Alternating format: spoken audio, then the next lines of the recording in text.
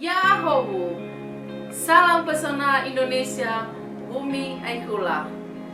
Event pariwisata adalah salah satu stimulus dalam menggeliatkan ekonomi kreatif masyarakat.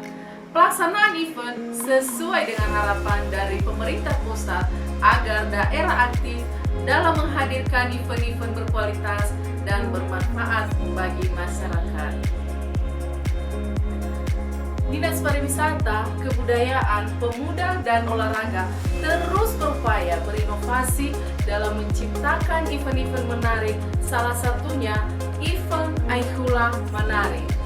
Event ini merupakan ajang lomba tari kreasi yang memberi ruang kreasi bagi sanggar, kelompok, ataupun komunitas yang memiliki passion di bidang seni tari kreasi.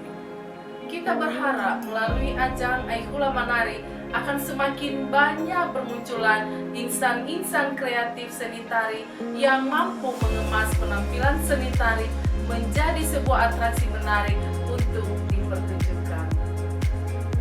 Saya April Imelda Juwitahia, Pelaksana Tugas Kepala Dinas Pariwisata, Kebudayaan, Pemuda, dan Olahraga Kabupaten Nias Barat, mengajak semua insan-insan muda berbakat sekepulauan Nias untuk mengikuti ajang Lomba Tari Kreasi Menari 2022 di Kabupaten Nias Barat. Acara final tanggal 27 November 2022 di Pantai Silowo.